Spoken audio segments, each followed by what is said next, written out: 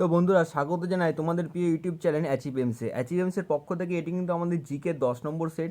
আর অ্যাচিভেমসের পক্ষ থেকে WP constable এবং লেডি কনস্টেবল, এছাড়াও যে আবগারি মেন্স এক্সাম তোমাদের বাকি রয়েছে, এছাড়াও যারা যারা ডাব্লিউপি এসআই এবং রেলের গ্রুপ ডি, পিএসসি, এমটিএস, এছাড়াও এসএসসি জিডি পরীক্ষার জন্য যারা প্রস্তুতি নিচ্ছ, তাদের জন্য আমাদের ইউটিউব চ্যানেলের পক্ষ থেকে বিগত বছরে আসা কিছু গুরুত্বপূর্ণ প্রশ্নোত্তর করানো হচ্ছে। যারা যারা এখনও আমাদের আগের পর্বগুলি দেখোনি তারা অবশ্যই দেখে নাও, তার লিঙ্ক কিন্তু তোমরা ডেসক্রিপশানে পেয়ে যাবে। এছাড়াও যে আমাদের ইংলিশ কোর্স, সেই ইংলিশ কোর্সের কিন্তু দুটো গুরুত্বপূর্ণ টপিক আলোচনা হয়ে গেছে, ওয়ান ওয়ার্ড হয়েছে আর কিন্তু কারেক্ট স্পেলিং হয়ে গেছে। তার কিন্তু লিঙ্ক কিন্তু তোমরা ডেসক্রিপশানে পেয়ে যাবে এবং সেখান থেকে কিন্তু তোমরা সরাসরি সেটি ভিজিট করে নিতে পারবে। আর যারা যারা আমাদের ইউটিউব চ্যানেল এখনও সাবস্ক্রাইব করনি তারা অবশ্যই সাবস্ক্রাইব করে পাশে থাকা বেল আইকনটি প্রেস করে দাও, যাতে এমন গুরুত্বপূর্ণ ভিডিওর নোটিফিকেশন তোমার কাছে সর্বপ্রথম পৌঁছে যায়। তো বন্ধুরা, চলো দেখে নিয়ে যাক। আজকে 10 নম্বর সেটের প্রথম প্রশ্ন রয়েছে, দেখো যে 1 নম্বর রয়েছে, বাহমনি রাজবংশের প্রতিষ্ঠাতাকে। তো অপশানগুলো দেখো, আলাউদ্দিন, হাসান বাহমান শাহ, মোহাম্মদ শাহ, ফিরোজ শাহ না আহমদ শাহ। তো এর সঠিক উত্তর হবে কিন্তু অপশান এ, আলাউদ্দিন হাসান বাহমান শাহ। তো সঠিক উত্তর অপশান এ।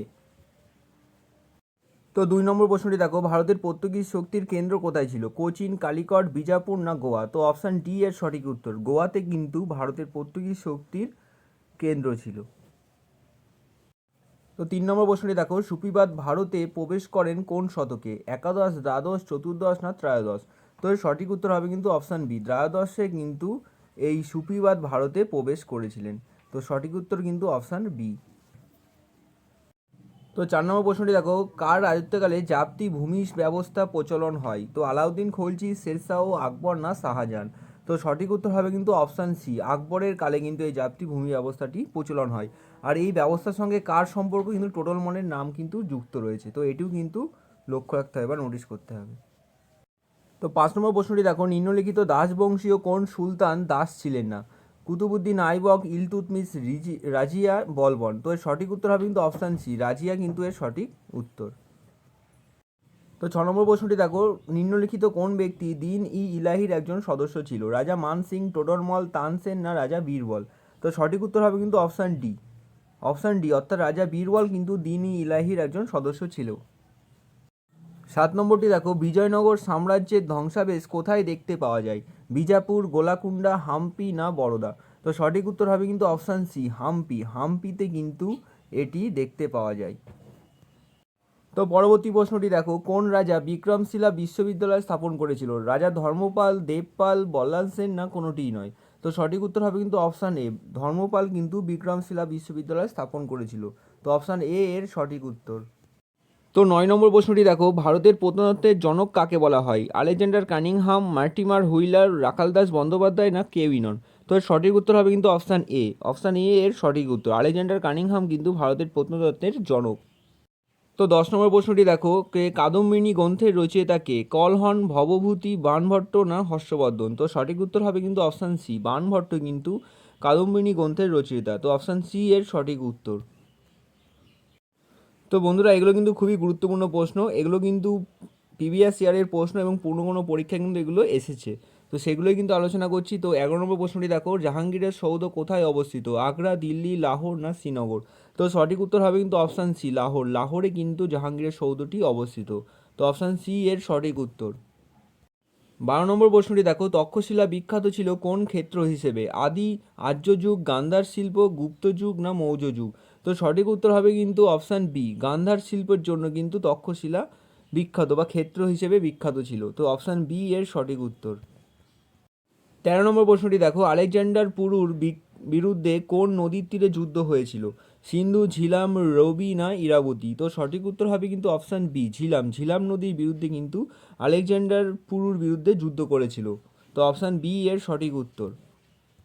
তো 14 নম্বর প্রশ্নটি দেখো, কোন শাসক বুদ্ধ ও মহাবীরের সমসাময়িক ছিলেন? বিম্বিসার, চন্দ্রগুপ্ত, অশোক না অজাতশত্রু? তো সঠিক উত্তর হবে কিন্তু অপশান এ, বিম্বিসার। বিম্বিসার কিন্তু বুদ্ধ ও মহাবীরের সমসাময়িক একজন শাসক ছিলেন। তো অপশান এ এর সঠিক উত্তর।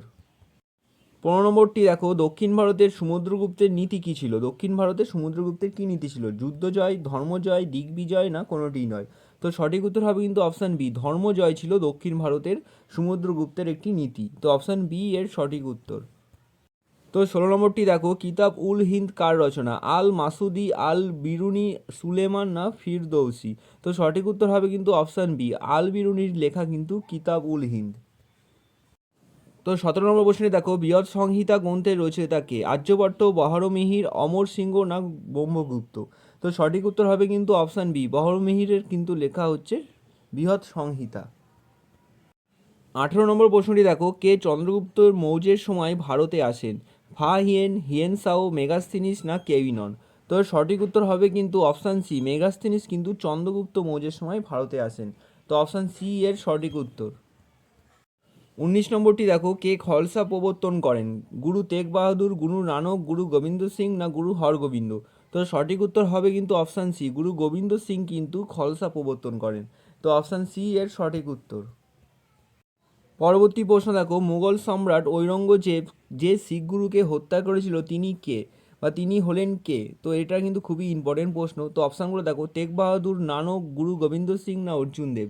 তো এর সঠিক উত্তর হবে কিন্তু অপশান এ, গুরু তেগ বাহাদুর, অর্থাৎ তেগ বাহাদুরকে কিন্তু ঔরঙ্গজেব হত্যা করেছিলেন।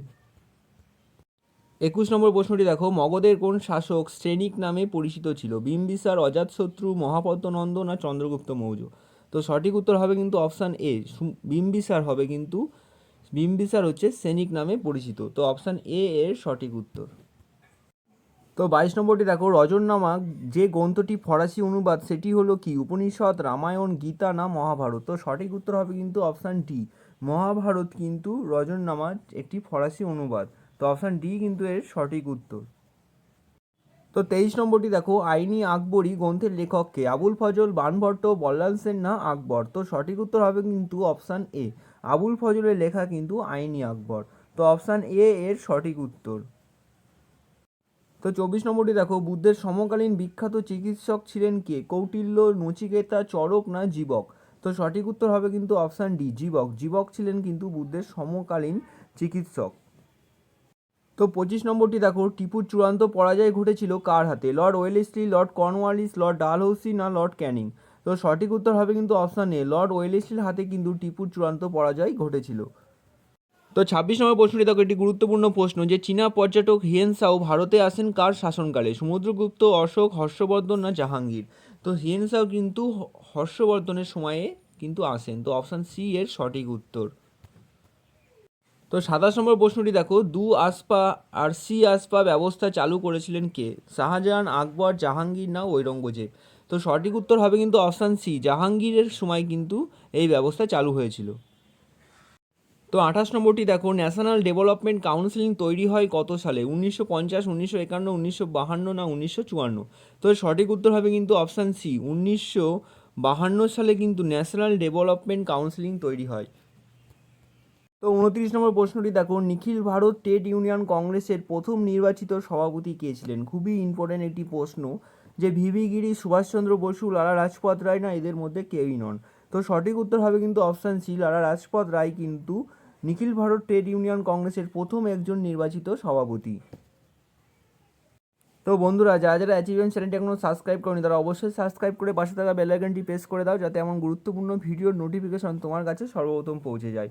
আমাদের কিন্তু জিকের অলরেডি 9টি কমপ্লিট, এটি নিয়ে 10 নম্বর জিকের ক্লাস।